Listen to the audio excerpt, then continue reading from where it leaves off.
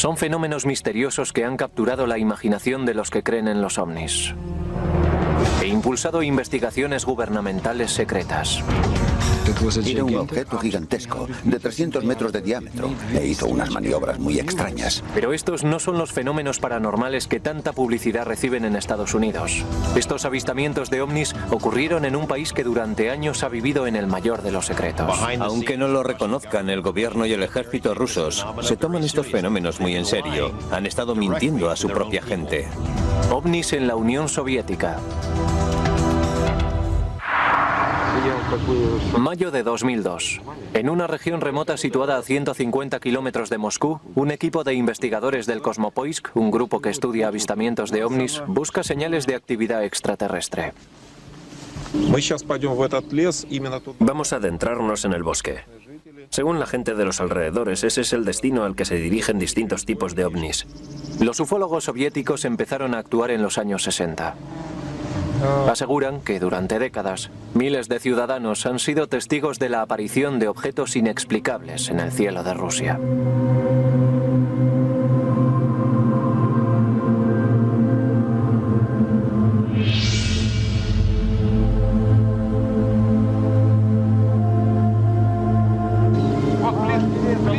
Hoy los ufólogos rusos trabajan a la luz pública e informan libremente de sus descubrimientos. Pero no siempre ha sido así. Antes de que se introdujera la política de transparencia informativa o Glasnost en 1985, las investigaciones independientes sobre ovnis en la antigua Unión Soviética se realizaban en un clima de secretismo y miedo. En ciertos momentos, el gobierno soviético adoptó la política oficial de negar la existencia y la actividad de los ovnis y prohibió que nadie informara de lo contrario. La investigación sobre ovnis en la Unión Soviética fue un asunto muy complicado, porque teníamos que luchar contra el secretismo del gobierno. Mientras tanto, el gobierno soviético desarrollaba sus propias investigaciones secretas sobre ovnis. Sabemos que el gobierno ruso estudió los ovnis en secreto durante 40 años. Sabemos que se lo tomaron muy en serio. También sabemos que ha habido varios intentos, incluidos algunos muy recientes, de correr un velo sobre este tema y decir, es todo una gran mentira. Los resultados de la investigación más exhaustiva sobre el fenómeno ovni realizada en secreto por el gobierno soviético se hicieron públicos en el año 2000. La investigación empezó en 1978 y se extendió durante 13 años. El equipo de investigadores estaba formado por científicos y expertos militares y era totalmente clandestino. La colaboración entre la Academia de Ciencias y el Ministerio de Defensa no se hizo pública. Nadie reconoció oficialmente la existencia de esos estudios en los que participaron organizaciones secretas. La investigación debía tener un carácter secreto. El coronel Boris Sokolov fue el coordinador de la investigación. Poco después de la caída de la Unión Soviética se reunió con el periodista estadounidense George Knapp. Sokolov nos dijo que al igual que ocurría en Estados Unidos, entre el 90 y el 95% de estos casos podían tener una explicación lógica, pero el 5 o 10% restante no podía explicarse con tanta facilidad. El estudio soviético, de 13 años de duración, investigó algunos de los avistamientos más sorprendentes de la historia de Rusia. En 1968, un cámara que grababa el vuelo de prueba de un caza soviético vio un gran objeto triangular en el cielo. Enfocó el objeto con su cámara y lo grabó.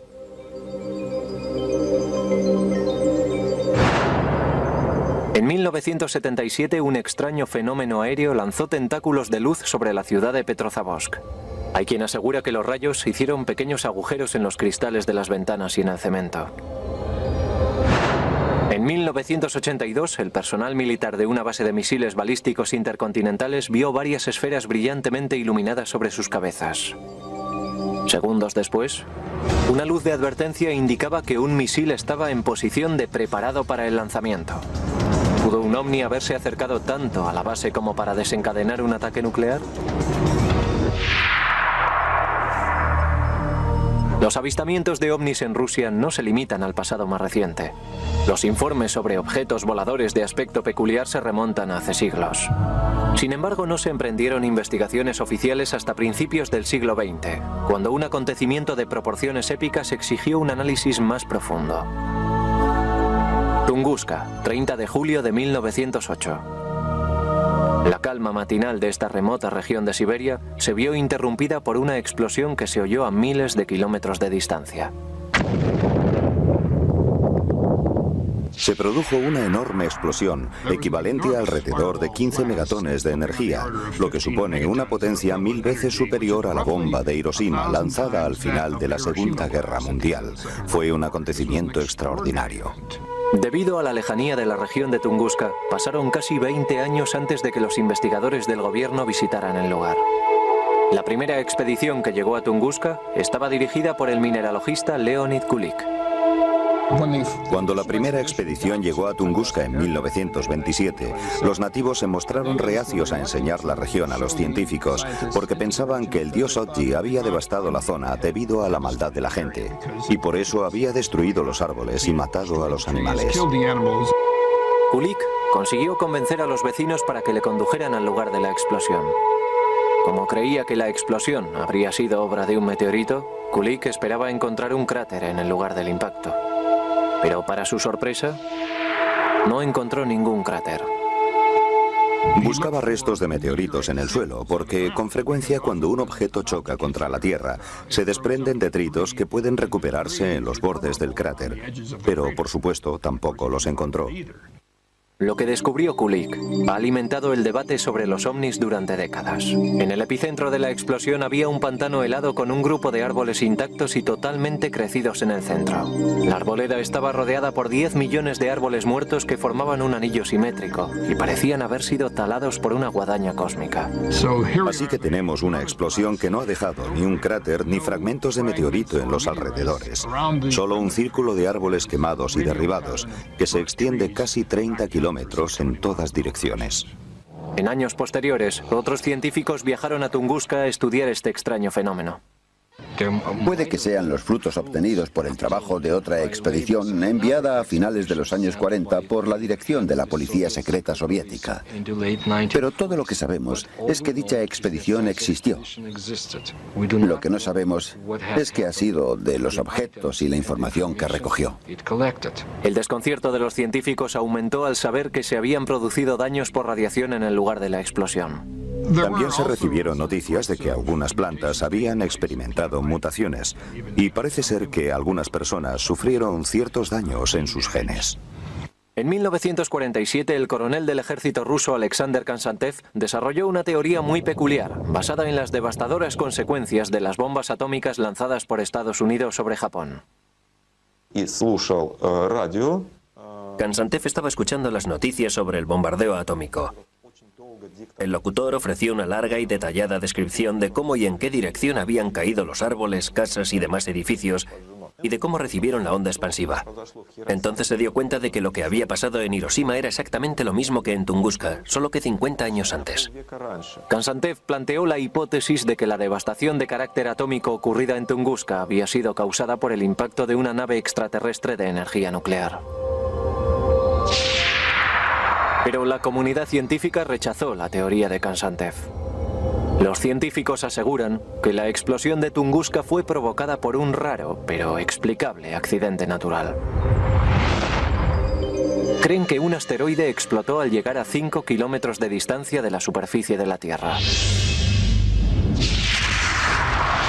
A medida que el objeto se iba acercando a la Tierra, se fue desacelerando y se vio sometido a la presión de las fuerzas de la atmósfera. Explotó con la fuerza de una bomba de hidrógeno. La onda expansiva devastó el bosque, derribó a los árboles situados en el lugar de la explosión y los alejó del epicentro del impacto. Pero ¿cómo podía explicar la explosión de un asteroide las informaciones relativas a los daños causados por la radiación en la región de Tunguska? Los científicos aseguran que puede atribuirse a la enorme magnitud de la explosión.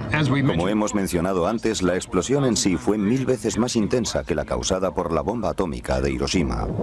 La explosión pudo haber generado una serie de partículas cargadas que se desplazan a alta velocidad y que podrían haber sido la causa de algunas de las mutaciones en la estructura genética de plantas y animales. Pero las explicaciones de los científicos siguen sin satisfacer a la mayoría de los ufólogos. He estado varias veces en el lugar en el que cayó el objeto en Tunguska.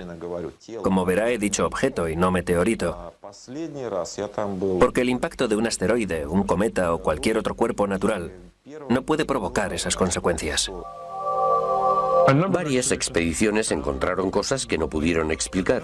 Había gente que decía que las pruebas sugerían que se trataba de alguna clase de nave extraterrestre. Es la típica explicación mágica que se da cuando se carece de conocimientos científicos para entender los fenómenos físicos y astronómicos. A lo largo del resto del siglo XX continuaron las explicaciones mágicas de los objetos volantes no identificados que sobrevolaron Rusia. En una ocasión, un supuesto ovni sirvió para sacar a la luz un proyecto militar soviético del máximo secreto.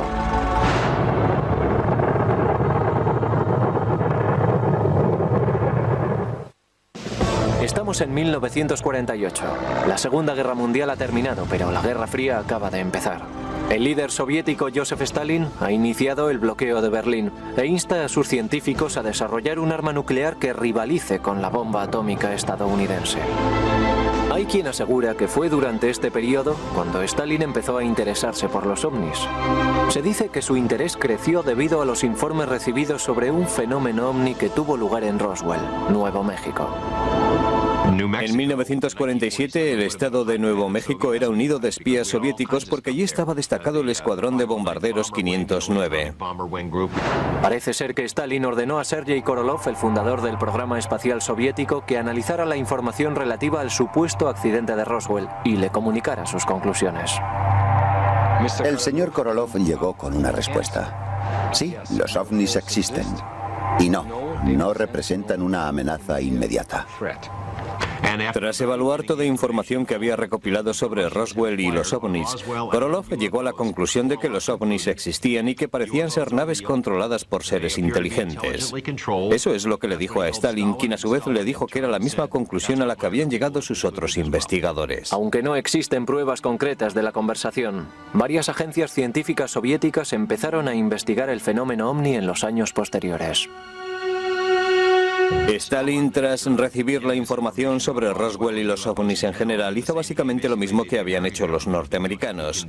Oficialmente negó la existencia de los ovnis, pero tenía un grupo de científicos de alto nivel investigando el fenómeno ovni que informaba de sus descubrimientos a oficiales del ejército, todo ello de forma secreta. También se ocultaron al público los informes sobre ovnis recopilados por los pilotos de las fuerzas aéreas soviéticas. Entre mediados de los 50 y mediados de los 60, los pilotos informaron aproximadamente de 15.000 avistamientos de ovnis. Es muy difícil encontrar un piloto que haya volado durante muchos años y que no haya visto un ovni. La mayoría de esos avistamientos tienen una explicación lógica.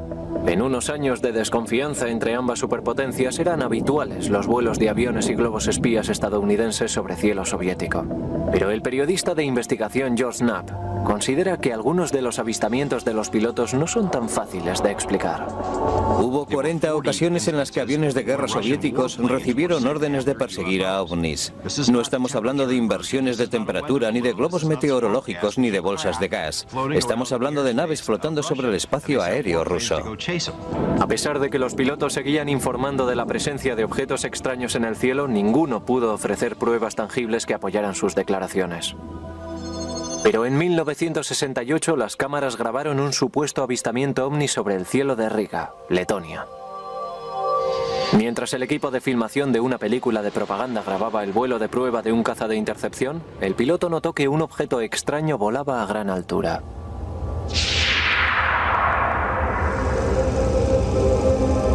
De repente el piloto gritó: «¡Atención! ¡Grabad eso!». Miramos hacia arriba y vimos un triángulo que estaba a gran altura. Varios cazas despegaron para investigar el caso, pero el objeto desapareció rápidamente detrás de una nube y no volvió a ser visto. Posteriormente se calculó que la nave estaba volando aproximadamente a 11.000 metros de altura. La grabación fue enviada al Kremlin, que la ocultó al público durante años.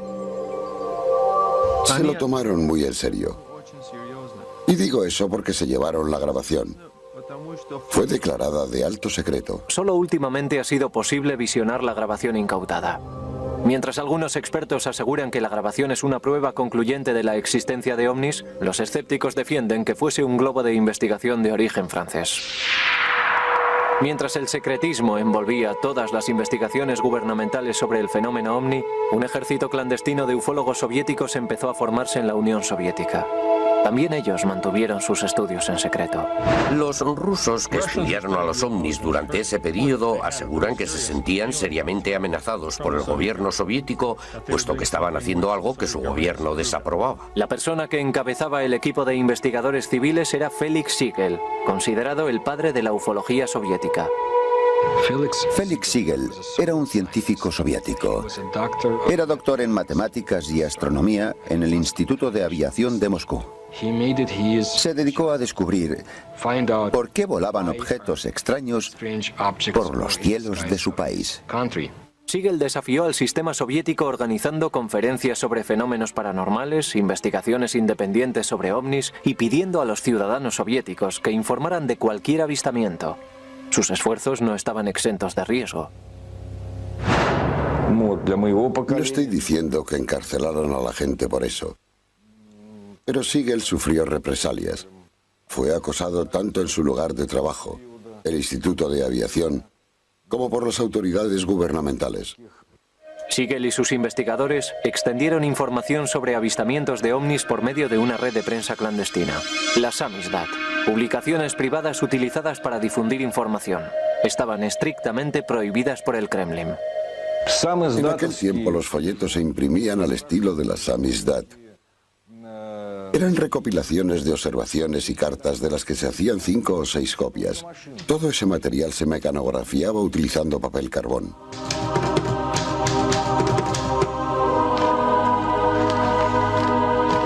Las publicaciones Samizdat las distribuían mensajeros de confianza que llevaban las copias en secreto de una persona a otra. La información sobre ovnis circuló de esta forma clandestina hasta 1967, cuando de pronto dio la impresión de que el gobierno levantaba la censura sobre los ufólogos.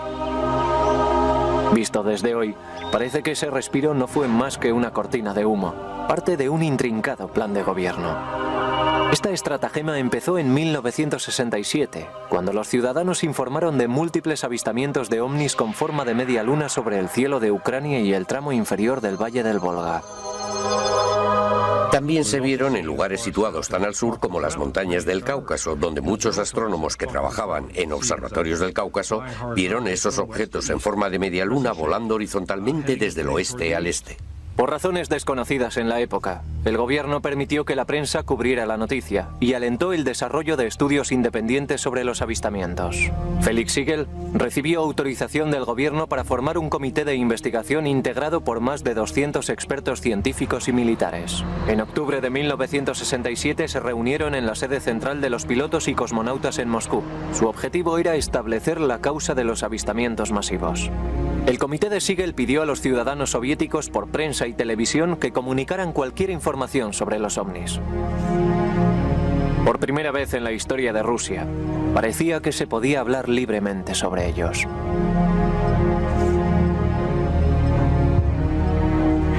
Fue como un soplo de aire fresco. Los ciudadanos soviéticos podían hablar libremente sobre un tema hasta entonces prohibido. Aquello era una auténtica novedad, pero lamentablemente no duró mucho.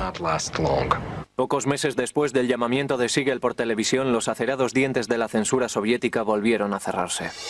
Informar de avistamientos de ovnis volvía a estar prohibido. El tema fue excluido de la prensa controlada por el gobierno y se ordenó la disolución del comité de Siegel. El objetivo del comité era animar a la gente a que comunicara los avistamientos. En cuanto empezaron a llegar esos informes, alguien en Moscú accionó el freno, disolvió el comité, canceló la publicación de trabajos sobre ovnis y echó tierra sobre el asunto. Enseguida se dijo que el Kremlin intentaba ocultar algo. ¿Por qué decidieron taparlo todo? ¿Intentaban ocultar algo? De eso no hay duda.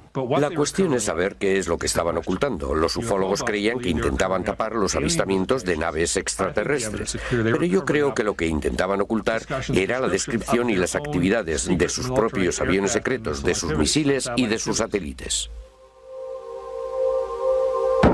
El científico y asesor de la NASA James Ober llegó a esta conclusión en 1977 después de estudiar los patrones de lanzamiento de las naves espaciales soviéticas y compararlos con los datos de los avistamientos de 1967.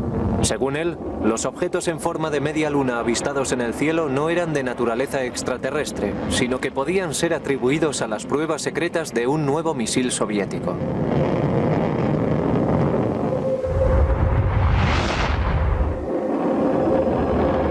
La gente que vivía en la zona veía los cohetes, sobre todo de noche. Veía la estela que dejaban en el cielo e incluso los oía. El gobierno les dijo que ellos no sabían nada y que no tenían nada que ver con aquello, y se convirtió en un fenómeno ovni.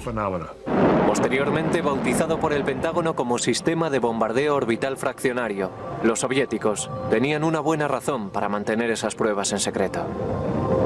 Eran misiles diseñados para colarse por debajo de nuestros radares como armas de primer ataque, armas fantasmas que solo construyes si intentas realizar un ataque sorpresa. Además, era ilegal construir ese tipo de armas porque en 1967 Estados Unidos, Rusia y otros países firmaron un tratado que prohibía colocar armas nucleares en órbita. Pero ¿por qué tras prohibir la publicación de información sobre ovnis durante años, el gobierno levantó las restricciones brevemente en 1967? Parece ser que fue un intento deliberado de engañar a sus ciudadanos y a la comunidad internacional acerca de la verdadera naturaleza de los avistamientos. El gobierno soviético no quería que el público supiera lo que estaba pasando y tampoco que los estadounidenses supieran lo que estaban tramando.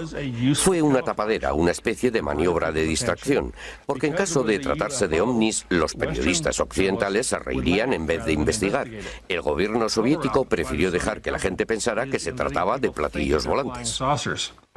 La estrategia resultó ser contraproducente cuando la información exhaustiva recogida por el comité de Felix Siegel fue publicada en algunas revistas.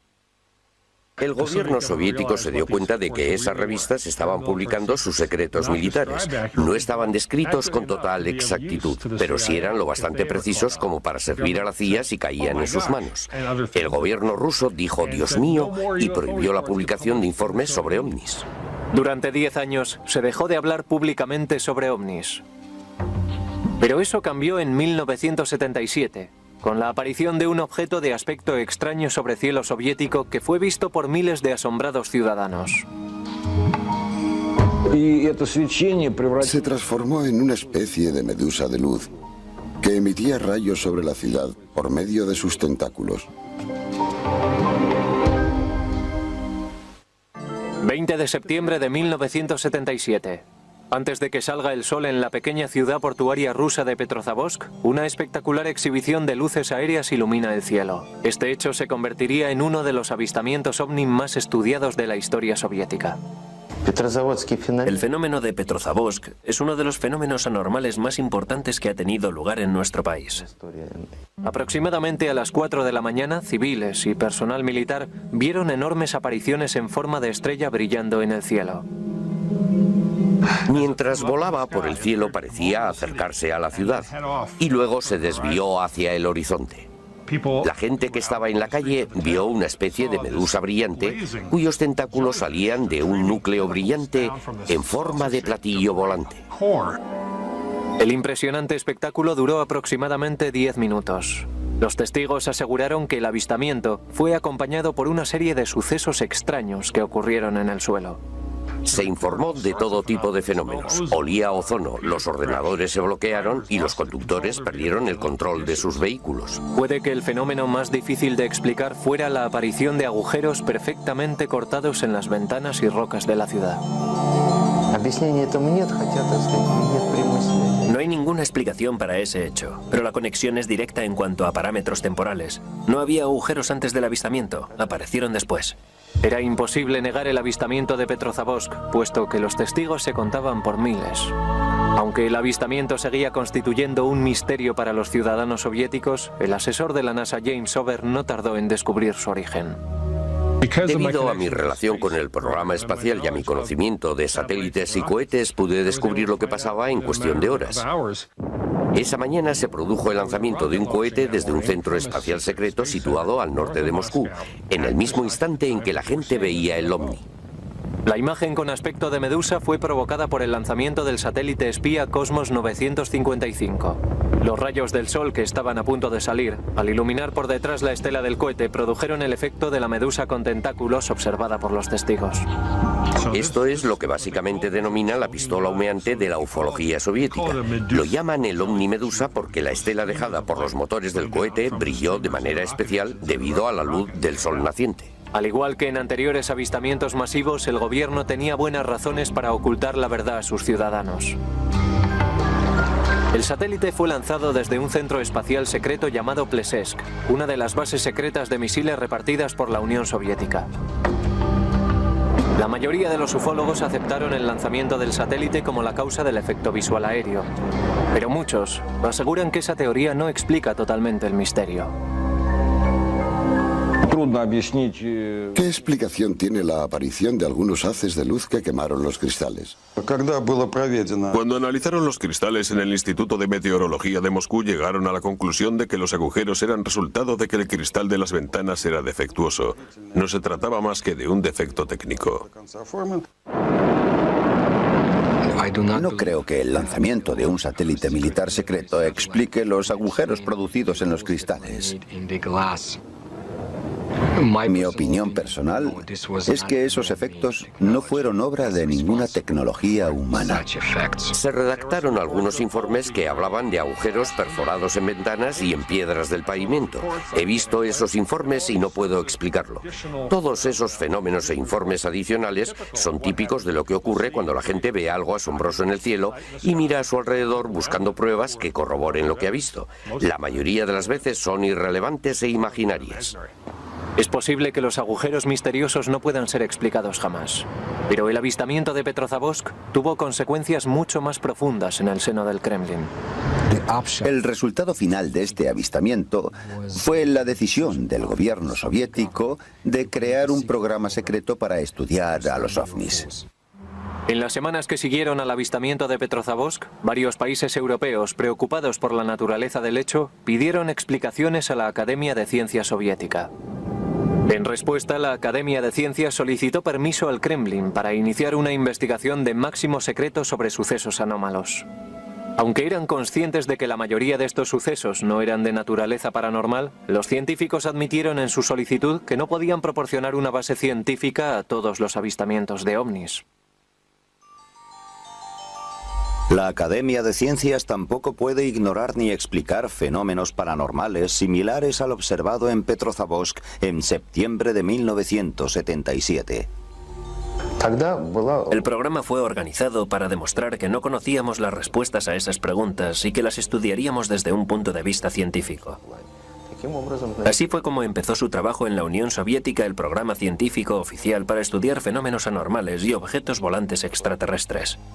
En 1978 comenzó oficialmente la investigación, que posteriormente fue conocida como Instituto 22.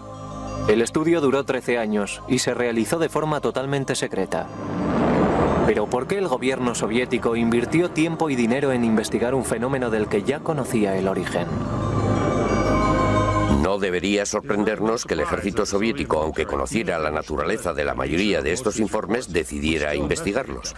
Por regla general, los soviéticos espiaban entre ellos con tanto fervor como espiaban a Occidente. Si ya sabían que eran pruebas de misiles, ¿por qué tuvieron que realizar un estudio secreto a nivel nacional? Los resultados de ese estudio no iban a ser publicados en ninguna parte porque eran secretos, así que no tiene sentido. Mientras aún continuaba el debate sobre las razones del estudio, no hay duda de que el alcance de la investigación era muy amplio. La investigación del Instituto 22 fue dirigida de forma conjunta por la Academia de Ciencias y el Ministerio de Defensa. Resultó de mucha utilidad para la Academia de Ciencias colaborar y realizar estudios con el Ministerio de Defensa, porque como es natural, al Ministerio de Defensa le resultaba mucho más fácil conseguir la información a la que nosotros no teníamos acceso. Las Fuerzas Armadas recibieron la orden de investigar qué influencia podrían haber tenido los ovnis en el correcto funcionamiento del equipamiento técnico militar.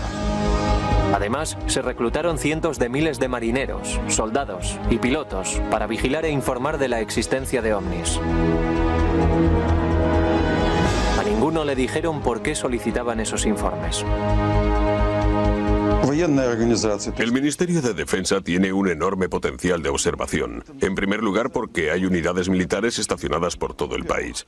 En segundo lugar, porque a diferencia de las organizaciones civiles, una orden del Ministerio de Defensa es suficiente para convertir a todos los soldados en observadores potenciales. Y eso es lo que hicieron. Todas las unidades del vasto imperio soviético tuvieron que participar en este estudio. Debían investigar a fondo cualquier ovni, objeto anómalo, bola de luz o figura extraña que se formara en el cielo. Se aleccionó a los científicos para que investigaran la naturaleza física de cualquier supuesto fenómeno paranormal. La información recogida por el ejército y los científicos fue analizada en un laboratorio instalado en un edificio de apariencia normal situado en las afueras de Moscú. El personal del laboratorio no era numeroso, no había más de 10 personas y nunca se superó ese número. Pero se trataba de especialistas en todos los campos, desde físicos a expertos en radioelectrónica, meteorología y astrogeofísica. Estaban representadas prácticamente todas las especialidades de la ciencia y se investigó el fenómeno ovni desde todos los ángulos posibles.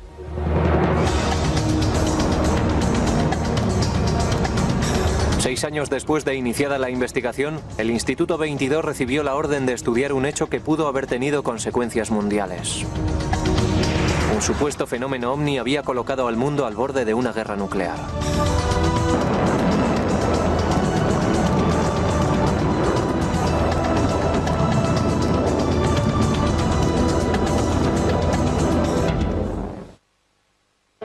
A principios de los años 80, las relaciones entre la Unión Soviética y Occidente eran muy tensas.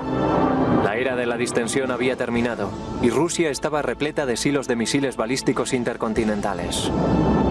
En todos ellos había armas nucleares que apuntaban a Occidente. Fue en uno de esos silos en el que un fenómeno ovni provocó el pánico nuclear. Hoy este silo de misiles situado en Ucrania está abandonado. Fue desmantelado en cumplimiento del Tratado de Reducción de Armas Nucleares firmado por Estados Unidos y la Unión Soviética. Pero en 1982 algo fue terriblemente mal en este silo.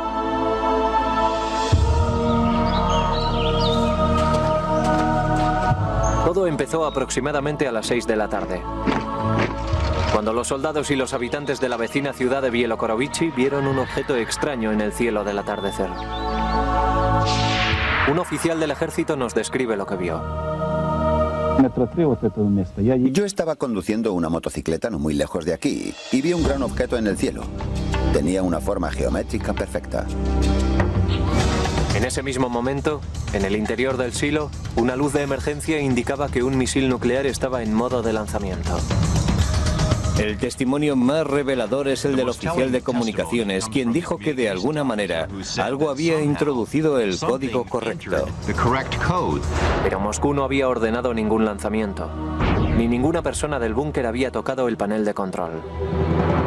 Durante 15 agonizantes segundos los técnicos intentaron por todos los medios detener el lanzamiento. De pronto, sin ninguna explicación, la secuencia de lanzamiento se abortó. Estaban preparados para el lanzamiento. El ovni desaparece y el módulo de control de lanzamiento vuelve a su posición normal. ¿Pudo un ovni haber interferido con el control de lanzamiento de un misil nuclear?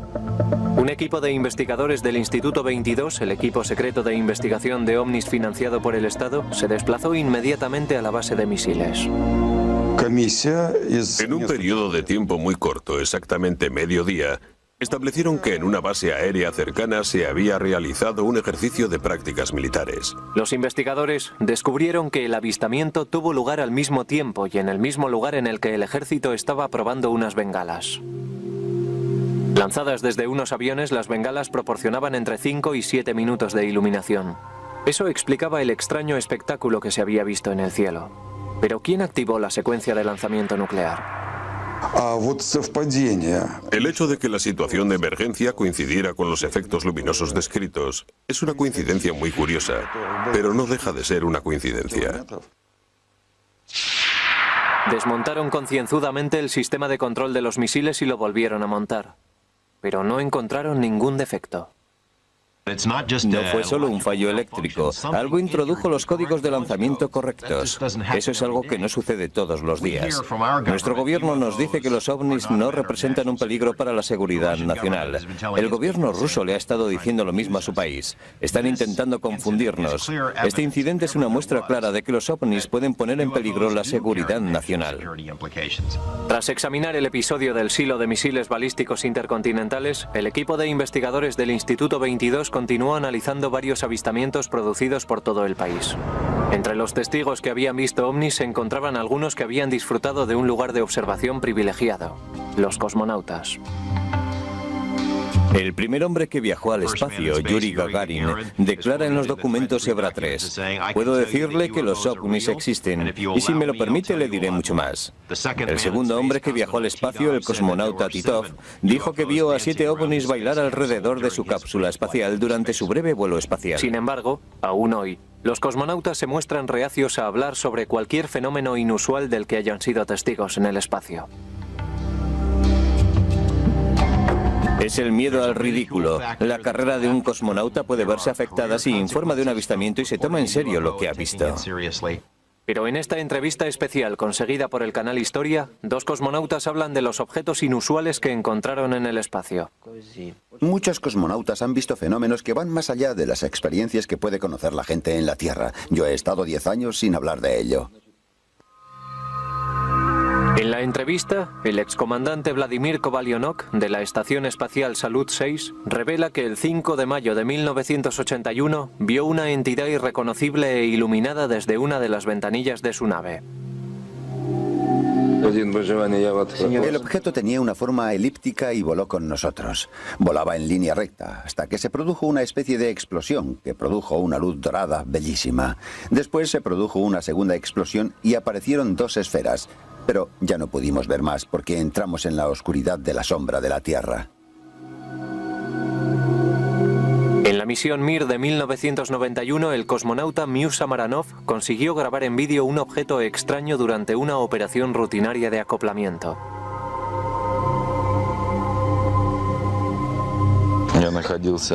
Estaba mirando por la ventana más grande.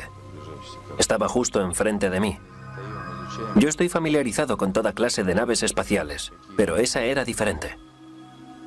El debate sobre los avistamientos realizados por cosmonautas y astronautas estadounidenses sigue vivo.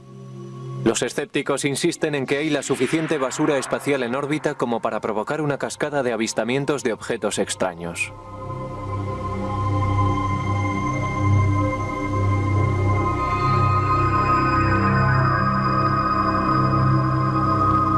Mientras los cosmonautas seguían con sus vuelos espaciales, la Unión Soviética experimentó muchos cambios en la década de los 90.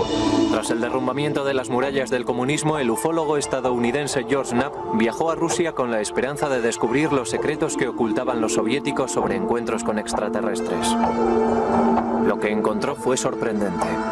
Conseguimos acceder a cientos de páginas de información clasificada.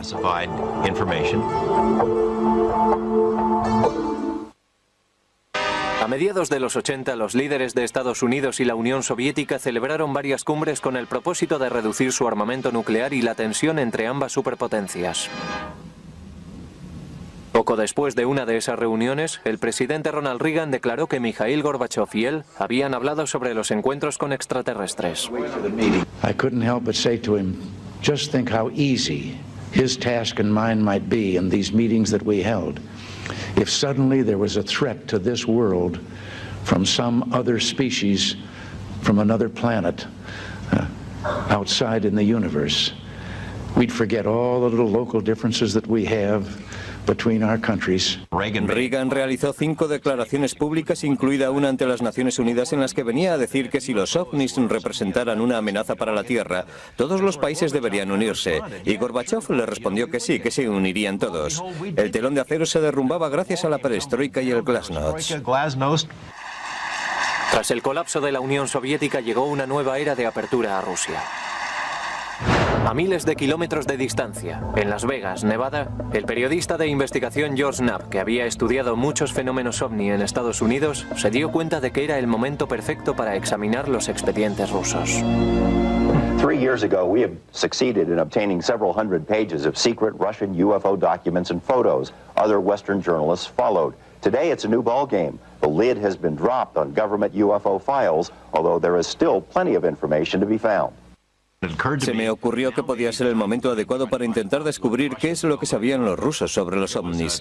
Fueron unos tiempos llenos de confusión, pero como periodista fue maravilloso estar allí.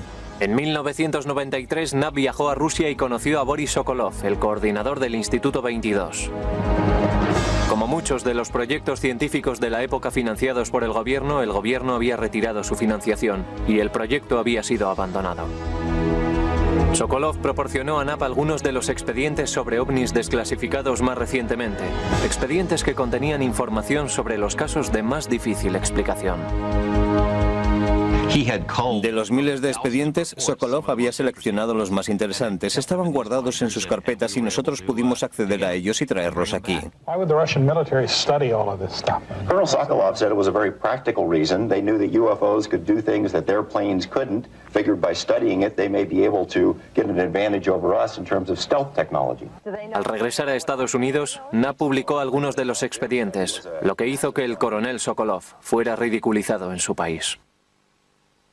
Oficialmente Rusia era una democracia, pero los comunistas seguían teniendo mucha influencia. Los periódicos comunistas le atacaron abiertamente por traicionar a la madre Rusia. Pero el escarnio público al que fue sometido Sokolov fue sin duda menos severo que las consecuencias que hubiera tenido que arrastrar en la vieja Unión Soviética. Mi amigo me lo explicó así: si hubiera ocurrido hace 5 años nos habrían encarcelado, y si hubiera ocurrido hace 10 años nos habrían fusilado por publicar esos secretos. Pero en 2000, el relajado clima político de su país permitió que Sokolov y el científico Yuli Platov publicaran un informe con los descubrimientos del Instituto 22. Titulado Historia de la investigación estatal sobre ovnis en la Unión Soviética, en el informe se decía que entre el 90 y el 95% de los 3.000 avistamientos de ovnis investigados podían ser atribuidos a fenómenos en los que intervenía el hombre, la mayoría lanzamientos de misiles y globos de investigación. El 5 o 10% restante no podía explicarse con tanta facilidad, pero en ningún caso se atrevían a asegurar que se tratase de fenómenos interdimensionales ni de extraterrestres que vinieran del futuro. El caso es que antes los ufólogos más entusiastas afirmaban que todo lo que habíamos visto era debido a contactos con civilizaciones extraterrestres. Pero eso no era cierto. Resultó que solo un porcentaje muy pequeño de los avistamientos resultaba inexplicable. Pero en un país en el que durante tanto tiempo se habían suprimido el diálogo y la información, muchos ufólogos se preguntaban si el informe revelaba toda la verdad. Hay un enorme tesoro escondido de documentos del KGB sobre este tema que nadie ha visto hasta ahora. Y sé que el KGB publicó algunos documentos a principios de los 90, pero mucha gente asegura que los mejores documentos siguen escondidos en una cámara de seguridad. ¿Qué pasó con los expedientes? ¿Quién los guarda? Hasta que no los estudiemos por nosotros mismos, no podremos asegurar que lo que dicen los señores Platov y Sokolov sea cierto. Es probable que nunca se sepa con exactitud cuántos expedientes ovni soviéticos siguen clasificados o qué es lo que contienen. La mayor parte de la comunidad científica duda de que exista alguna prueba concluyente en esos expedientes secretos. En Rusia los rumores y las medias verdades siguen teniendo mucha importancia porque en los días de la antigua Unión Soviética era ilegal hablar de muchas cosas. Así que sustituyeron la realidad por una mitología muy rica. Los ovnis formaron parte de esa mitología y aún hoy sigue siendo un tema muy importante. Pero muchos entusiastas del fenómeno ovni se muestran escépticos. Siguen creyendo que existe la prueba que demuestra el encuentro con extraterrestres y que